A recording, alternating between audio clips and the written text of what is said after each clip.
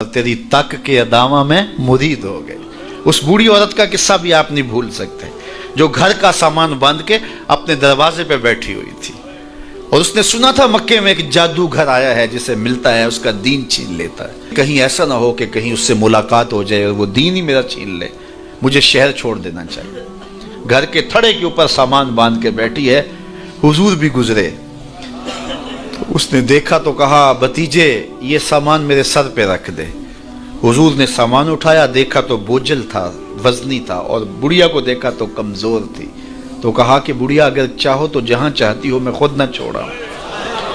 उसने कहा इससे बड़ी मेहरबानी क्या होगी। हुजूर ने सामान उठाया हुआ है और बुढ़िया से बातें भी करते जा रहे हैं। तो बुढ़िया को कहा क्यों जा रही है। उसने कहा कि सुना है यहाँ एक जादूगर है जो लोगों का धर्म लूट लेता है, लोगों का दीन लूट लेता है। मैंने सारी जिंदगी बुतों से वफा की है, मेरे अब्बा अजदाद ने बुतों से वफा की है।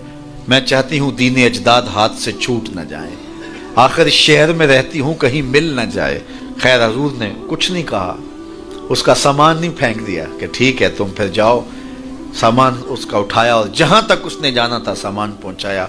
सामान सुपुर्द करके वापस पलटने लगे तो उसने कहा बच्चे अपना नाम तो बता दे, लोग कहेंगे कि मक्का छोड़ आई हो तो बताऊंगी एक जादूगर के दुख से छोड़ आई हूं। तो वो कितना बुरा भला कहेंगे शहर मक्का को कि जिस मक्का से लोग नकले मकानी करने पे मजबूर हो गए। तो मैं उन्हें यह भी बताऊंगी कि जिस मक्के में जादूगर रहता है इतना अच्छा नौजवान भी रहता है, तो तेरा नाम लिया करूंगी, तेरे कसीदे पढ़ा करूंगी। तो हुजूर अलैहिस्सलाम मुस्करा पड़े, कहा बुढ़िया जिस जादूगर से भाग के आई है वो तेरे सामने खड़ा है। उसने कहा सच से आप ही मोहम्मद हैं। हुजूर ने फरमाया नाम मेरा यही है। तो उसने कहा फिर आपका जादू मेरे पे चल गया है। अल्लाह अकबर, तेरी तक के अदामा में मुरीद हो गए। लोगों की खिदमत करें, बूढ़ों के काम आए, दुखियों के काम आए, मुसीबत ज़दा के काम आए। हुजूर यतीम हो के यतीम परवर थे, लाचारों की मदद करते, लोगों के घरों में पानी भर के दे देते और दुखियों के काम आ जाते और मुसीबत ज़दों के काम आ जाते। तो हुजूर से प्यार करने वालों, उम्मत में आपस में हस्द न फैलाओ, बुग़्ज़ न करो, नफरतों के पहाड़ खड़े ना करो, एक दूसरे से प्यार करो, जुड़ो, उम्मत वहदा बने और अपने माहौल को, अपनी मुआशरत को एक खूबसूरत मुआशरत का रंग दो और अपनी ज़िंदगी को हुजूर के नाम कर दो। हुजूर अलैहिस्सलाम की मोहब्बत से मुआशरे के दुख जो हैं वो समेटे जा सकते हैं। आका करीम अलैहिस्सलाम ने मोहब्बत से ही मुआशरत को जो है वो अपने करीब किया और लोग ईमान की दौलत से माला माल हो गए। वो एक बच्चा आया ना अपनी माँ के लिए लिबास लेने के लिए, और पहले वो गया अपने चचा के पास, उसकी माँ बेवा थी और उसका लिबास फट गया था और वो अपने चचा के पास गया तो उसने दुत्कार दिया। माँ ने उसको रोका था बेटा ना जाना, लेकिन उसने कहा कि तेरे बदन के ऊपर जो लिबास है वो भी फट गया और जगह जगह से जिस्म झलक रहा है, तो मैं अपने चचा से आपके लिए लिबास लेके आता हूँ। फिर जो रवैया उसने इख्तियार किया तो वापस रोता हुआ आ रहा था। तो किसी ने रास्ते ने पूछा कि क्या माजरा हुआ। उसने कहा चचा के पास गया था माँ के लिए लिबास लेने, उसने तो ला के भेज दिया। अल्लाह अकबर। तो उसने कहा कि जा सेने हरम में मोहम्मद नाम का एक शख्स बैठा हुआ है, अगर तू अपना दुखड़ा उसके सामने पेश करे तो वो उम्मीद है तुम्हें रद्द नहीं करेंगे, लेकिन सुन ले उनका दीन कोई और है। अल्लाह अकबर। अपने माँ के पास आया तो माँ को कहा कि चचा ने रुला के भेज दिया, लेकिन आपकी हालत मुझसे देखी नहीं जा रही। बच्चा अभी शऊर की मंजिलों में कदम रख रहा था, पहले बहुत छोटा था, अब उसके अंदर एक जज्बात थे बच्चे के अंदर। तो माँ ने कहा कि बेटा नहीं उनके पास नहीं जाना, सुना है कि जो उनसे मिले दीन धर्म छीन लेते हैं उसका। अल्लाह अकबर। तो हुजूर अलैहिस्सलाम के पास जाने से माँ रोकने लगी, लेकिन बच्चे ने कहा कि अम्मी मैं पक्का रहूँगा, बुतों का वफादार रहूँगा, तुम इस टेंशन को, इस परेशानी को छोड़ दो।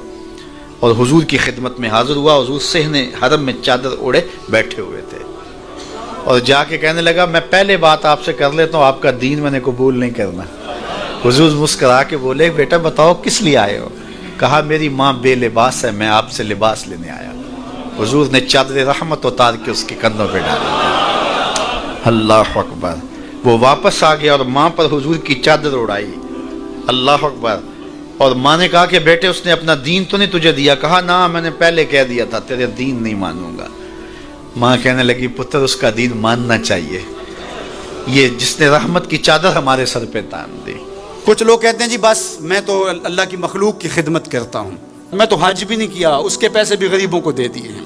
وہ تبلیغ کرتے ہیں لوگ کہ جناب قربانی کے پیسے بھی اگر غریبوں میں دے دیے جائے تو یہ زیادہ اچھا ہے، ان کی مدد ہو جائے۔ تو وہ اس خدمت خلق میں اتنا غلوف کر جاتے ہیں کہ وہ اسلام کے شعار کا مذاق اڑانے لگ جاتے ہیں، اور جو عبادت والے ہیں انہیں ہمسائے کو دیکھنے کا موقع بھی نہیں ملتا۔ اور آپ جانتے ہیں کہ جب ایک بستی کو برباد کرنے کا حکم دیا گیا تو کہا کہ یہاں تو ایک شخص رہتا ہے جس کا سر سجدے سے اٹھتا ہی نہیں، کہا میرے بندوں کے اوپر قیامتیں ٹوٹیں اور ان کے اوپر ظلم اور جبر کے پہرے ہوں اور اس کے ماتھے پہ شکن نہیں آتا، اس کے سمیت ہی بستی کو لٹ کے رکھ دو۔ یار عبادت کرتے ہو لیکن ہمسایوں کا خیال بھی رکھو۔ میرے حضور علیہ الصلوۃ والسلام نے لعاب پھینکا نا تو صحابہ نے اپنے ہاتھوں پہ لے کے اپنے منہ پہ مل لیا۔ آپ نے عشق اور محبت کی لوک داستانیں بڑی سنی ہوں گی، لوگوں نے نہریں بھی کھودی، لوگوں نے محبوبوں کے لیے کیا کچھ نہیں کیا، لیکن آج تک آپ کو ایسا نہیں ملا ہوگا کسی محب نے محبوب کا لعاب بھی چاٹا ہو۔ کائنات میں یہ انوکھا باب ہے۔ تو حضور علیہ الصلوۃ والسلام نے فرمایا کہ تمہیں اس چیز پر کس نے ابھارا کہ میرا لعاب بھی اپنے چہروں پہ مل رہے ہو؟ تو انہوں نے کہا اللہ اور اس کے رسول کی محبت نے۔ تو میرے حضور نے اس کی نفی نہیں کی، لیکن ساتھ ہی فرمایا اگر کوئی چاہتا ہے کہ اللہ اور اس کے رسول سے محبت کرے اور اللہ اور اس کا رسول اس سے محبت کرے تو وہ ہمسایوں کے حقوق کا خیال رکھے۔ یعنی تمہارا یہ پہلو بھی، تم عاشق رسول بھی ہو لیکن ہمسایوں کا بھی تو خیال رکھو۔ تمہارے گھر پہ جھنڈا تو لگا ہے حضور کے میلاد کا، لیکن اگر ہمسایوں کے گھر میں اندھیرا ہے تو یار اپنے گھر میں اس سال اگر چراغاں نہیں کر سکے، غریب ہمسائے کا میٹر کٹ گیا اس کا بل دے دو، آمنہ کا لال زیادہ خوش ہوگا، میلاد والا رسول زیادہ خوش ہوگا۔ اس لیے دونوں پلڑے برابر رکھو، نہ تو عبادات کے زعم میں تم خدمت خلق کو اور ہمسایوں کے حقوق کو اور رشتہ داروں کے حقوق کو بھول جاؤ، اور نہ یہ کہ تم خدمت خلق کے نام پہ عبادات کا مذاق اڑانے لگو۔ وَكَذَلِكَ جَعَلْنَاكُمْ أُمَّةً وَسَطًا۔ ادارت المصطفیٰ دونوں بازوؤں کے ساتھ اڑنے کی فکر رکھتا ہے، اور امت وسط کے مزاج کو لوگوں میں راسخ کرنا شروع ہوتا ہے۔ ظاہر ہے جب کبھی اس بازو پہ زور پڑے تو کبھی اس بازو پہ زور پڑے تو بازو جھکنے لگتے ہیں، تو میرا اللہ مدد کرتا ہے، نصرت دیتا ہے۔